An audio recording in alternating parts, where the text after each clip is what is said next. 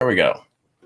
Voila, here I am. Let's start all over again. Anyhow, okay, so I did a live a little while ago on the subject of closing, and I did that on my business page, and I had a number of people that were asking me to come back and because I mentioned I was going to do something on overcoming objections, and I guess you guys didn't want to wait. So I figured I would come back here. I don't typically do 2 lives in a row so quickly, but in this case, I'm going to do it. So through when you're, and I think regardless of whether you're involved in network marketing or traditional sales, I think you're going to find this useful. I personally like to get objections. It's something I mentioned in the previous live I did on my business page, because it shows me that the person has concerns and questions, which means that there's life in the party, right? There's life in your prospect, rather than somebody, for example, who looks at the information, they're like, I don't have any questions, I got nothing. And you're like, hey, what do you like most about what you saw? I'm like, oh, I like it all. And it's like you almost have less to work with when you don't get objections. So personally, for me, I like to get objections. And I think a lot of times people in sales or in network marketing, they don't like it because it's like the person's showing disinterest, or they feel like they're pushing, they're pushing back, they're pushing away. And I don't look at it that way. I think we need to embrace the questions. And so what I want to do, and I actually talk about this, I have a book that I authored a couple years ago called Fearless Networking. And there's an entire chapter actually on overcoming objections. So I'm pretty sure I put that link in the post here, but that's something, if you don't have in your hands, would probably be a good thing to have, because then you have it written right in front of you. And I literally go through every single objection that you would likely get specifically in network marketing. And then I go through specific examples of how to go through and, how to address those objections. Like, I don't have the time, I don't have the money, I need to think about it. How much money are you making? I tried one of those things before and it didn't work for me, or whatever the other objections are. And there's not really that many different objections. There's probably only a handful that we get. But what I want to do is just say this, like, you first of all, you need to get good at addressing objections. It's not something you want to shy away from. My suggestion to you would be, when you get a question or an objection that throws you for a little spin, the first thing I would say is, do not get defensive. Like, when somebody throws an objection your way, it's like the person's probably anticipating that you're going to get on the defensive and try to defend your honor, right? And I understand that, especially if we're involved in, in this particular business model, and somebody says, network marketing, whatever they say, you want to like defend your honor, right? So, and I get that. You're like, let's say, for example, somebody's putting down, or they don't understand, or they misunderstand what network marketing is. And so they ultimately end up, saying something. What you don't want to do is, you never want to get on the defensive. And that actually causes, it's like, when you don't get on the defensive, people are like, wait, what? You didn't get defensive of the fact that I asked this question. I love it. Like I said, I embrace objections, because again, that shows you that the person is interested, but they have concerns, and they should have concerns. I would want someone to come into my business who has, questions, and wants to get their questions resolved and feel good about having made the decision that they're about to make. So what I would suggest that you do, number one, is don't get defensive. Like, don't feel like you need to, get into a battle with the individual. And I did it, early on in my career, and it just did not work out for me. So just write that down. Don't get defensive. Second thing I would say is, when you get the question or objection, do your best to answer it if you can. If you don't know what the answer to the question is, don't try to pull it out of like thin air and, some random guess, and try to answer a question that you definitely don't know the answer to the question. Because then you're putting out misinformation. For example, you're like throwing whatever the question is, and you're like, oh, and you don't even know if it's true or not. Then you're actually not even really answering the question. And if they ultimately find out that the information that you provided them was not really true or accurate, then that presents a problem as well. So what I would say that you do is, you do your best to address their concern or their question. Number two is I would write it down, like write down the question. So you did your best job at addressing that particular question or objection. Then there's so many people that you can get to that have more, experience or expertise that you can, say, Todd, or whoever it is. It can be anybody. Hey, I got this objection the other day and the person said, I just don't have the time. And this is what I said. How would you have handled it? And then you can come up with, and I don't think there's necessarily any, I suppose you could have a canned response to some things, but I think it's just better to be organic and real rather than this is my canned response every single time. Right. So what I would encourage you to do is, and if you came to me and I've got obviously a couple years of experience under my belt, I might say that one way, and you take the same objection to somebody else and they say, well, this is what I would do. So there's more than one way to address their concern or their objection. Like, two of the common biggest ones that we get, I would say the most common objections specifically in network marketing are, and I just don't have the time, or I don't have the money. Those are for sure number one and number two, right? I mean, how many times have we heard that? But see, like when I hear I don't have the time or I don't have the money, those are two big reasons why they should do network marketing, so they can get more time and they can get more money, right? So I think it would be, for example, if you said, well, Todd, I just don't have the money to do this. There's, and I cover these in more explicit detail in my book. So if you don't have my book and you can have it printed right in front of you, you can certainly grab it. We give it away for free, just pay shipping and handling, and we'll get it out to you. But, if you said to me, I just don't have the time, or I'll go to that one now. I just don't have the time. I might say, well, John, let me ask you a question. How does that feel saying I don't have the time? I mean, you're 45 years of age, and to say you don't have the time, I mean, how does that feel coming out of your mouth? Now, again, it would also depend on the person and the relationship that you have with that individual. So you did that with a cold market prospect, for example, that you haven't had very much engagement with. That might not turn out very well for you. It might be, again, this is a way because again, you have multiple different ways. You can handle it any way you want. Ultimately, you want to, it's like, what are they saying? I don't have the time to do the business. That means all of their time is taken. Right. You could use a very simple something. I mean, this is old school 101, feel, felt, found. Look, just John, I understand how you feel. Honestly, when I started network marketing, I felt the same way. I was working a 60-hour-a-week job. I mean, I wasn't, but let's say this was you.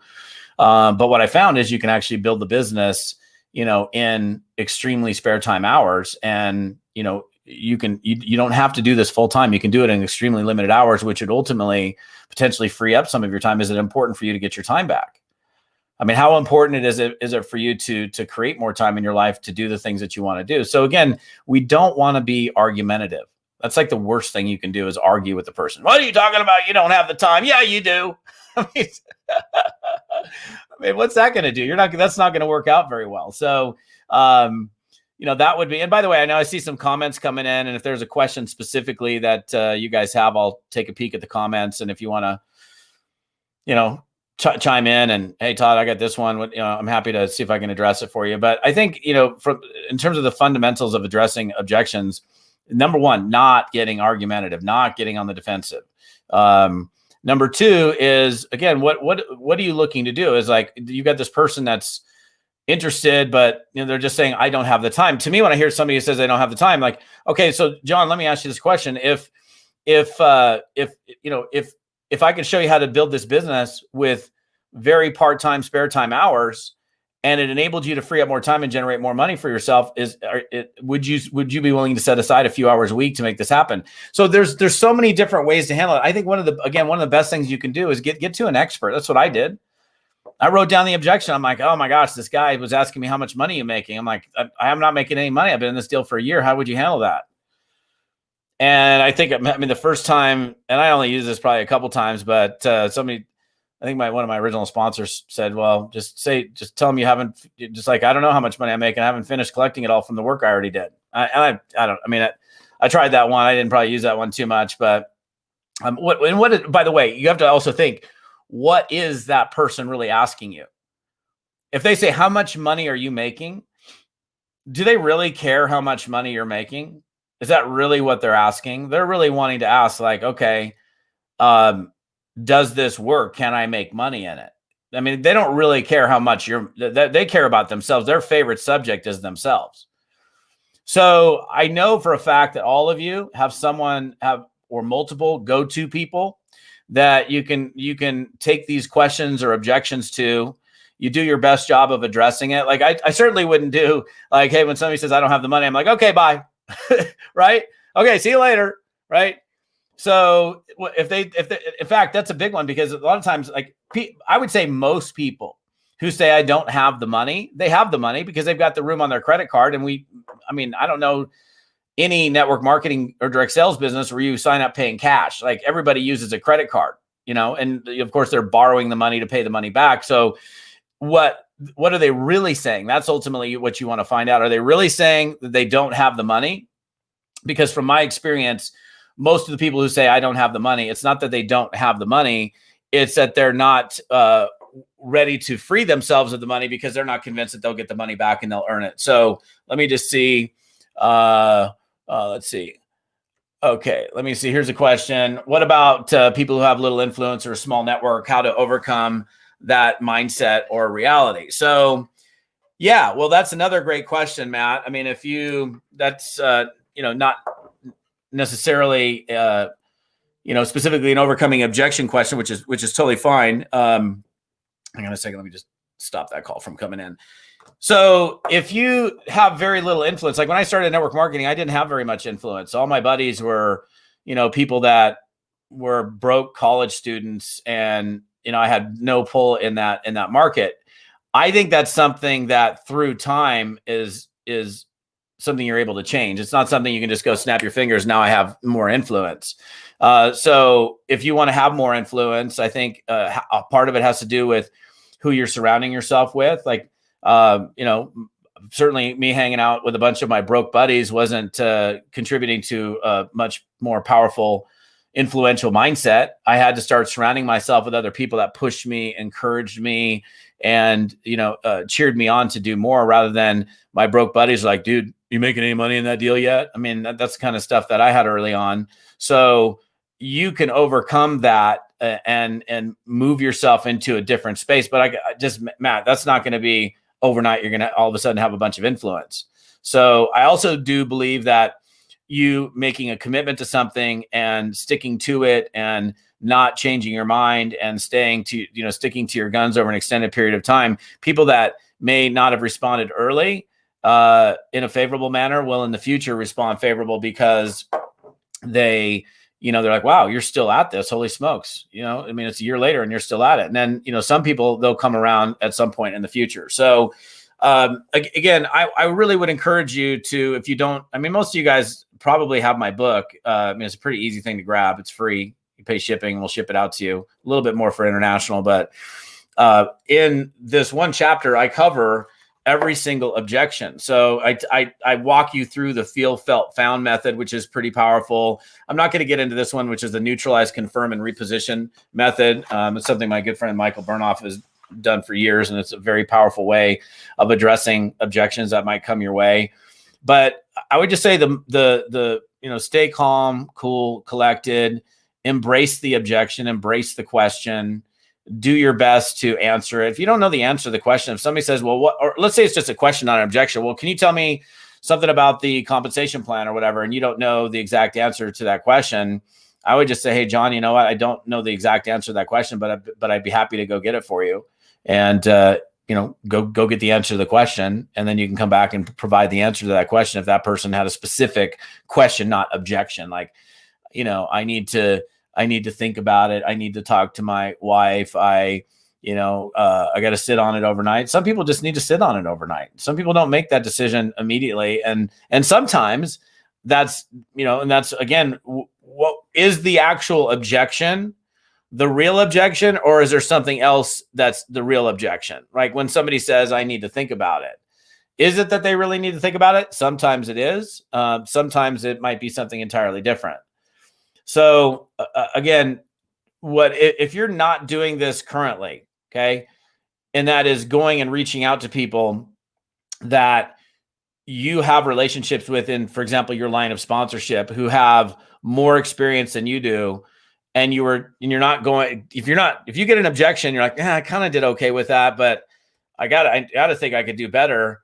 And you're not taking those objections like, hey, Steve, I just got this objection or this question from this prospect. This is what I did. What would you have done? Oh, wow, I never even thought about that. Holy smokes. Okay. And then the next time you can do it again in a different way.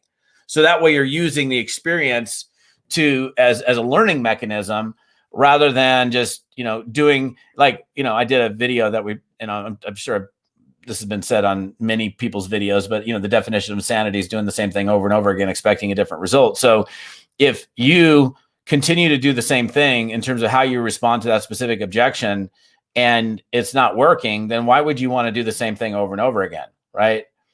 Like, quick one, for example, I used to, when somebody said, oh, is this a pyramid? Right? That's like commonplace. People who don't understand network marketing will respond, oh, this sounds like a pyramid, or is this one of those, is this a pyramid thing? And I would be like sitting there arguing with them, which again is rule number one, don't argue, right? So I would be arguing with them. Number two, defending my honor, which I don't need to defend my honor, and like trying to explain the difference between corporate America and network marketing, and like sitting there drawing them out a pyramid structure. And I'm arguing with somebody who doesn't really even know the difference between a legitimate network marketing company and a pyramid scheme. And if there was anything that I used a semi-canned response to, and somebody says, is this a pyramid? My response to that question is typically absolutely not. Why? Is that what you're looking for? I don't do pyramids. And when it's done with that kind of like conviction and, strong spine, people are like, oh no, yeah, okay. Yeah, go ahead. Right. So they don't like anybody who actually says that, they don't really know the difference between a legitimate network marketing or direct sales company and, an illegal pyramid scheme. Otherwise they wouldn't have asked that question. So ultimately, if you do something like that, then you're spending, like I probably per objection of, is this a pyramid? I probably saved myself 19 minutes per objection by not arguing and sitting there trying to like draw out a corporate structure and compare it to network marketing, which I don't even know if that one ever worked for me. So I stopped doing it probably 25 years ago. But look, again, this is something that you should embrace. This is something that happens all the time. This is a regular part of the process, or getting objections and questions from people. And instead of, freaking out over it, I think it's important that you just, feel good about it. So let me see. I think we have another, where'd they go? Hang on a second. Let me see. What if, let me see what this says. Actually, let's see. Let me put this up on the screen. Let's see. What if they said they only have enough money to live on and worried about purchasing products and business pack, and it doesn't work for them? I know that they're scared talking to people and constantly worrying. So, one of the things that you can do there is, if somebody is concerned about their, they're very, very tight on money. Obviously, they're in a position where they really need an opportunity, because if they continue to do the thing that they've been doing, they're going to continue to be in the same situation they've been in whatever period of time they've been in it. So I think it's important that this would lead into, helping that person feel good about a decision. One way to do it is, if you know what your company's guarantee is, your product guarantee, or even, somebody signs up as an independent distributor, you need to know what your individual company's guarantee is that they provide. That, if, for example, if I'm, getting ready to sign this person up and they said that to me, and they're worried about the money. And I knew that our company offered a unconditional 30-day money back guarantee. I could say, look, here's the deal. Our company has an unconditional 30-day money back guarantee. If you could get into the business and essentially do the business for 30 days, knowing full well that after 30 days, if you no longer want to participate in the business, you'd be able to get 100% of your money back if you didn't profit. Is that something that would help make it easier in you taking a step forward to do the business? That could be just enough for the person to say, oh yeah, well, if I have no risk, because again, that's what are they thinking about? They're worried about the risk in them getting started in the business, and they don't want to lose the money. I think, you can sit there and give them assurance and say, listen, one of the things that I do is I work with my people hands-on for the first 30 days to help them make sure that they get into a profit. That's my job, is to make sure that not only do you get your money back within the first 30 days, but you're actually making some money in return that you're able to put back in your pocket. If you had a combination of knowing that I'm going to work with you personally, and you also have that 30-day money back guarantee, are you ready to get started? So there's so many different ways we can go here. But again, not arguing, not getting on the defensive. And anytime you do get an objection and you do your best job to objection or question, you do your best job of handling it. And then if for whatever reason you're thinking, okay, well, I did okay, I think I could probably do better, go seek out the answers.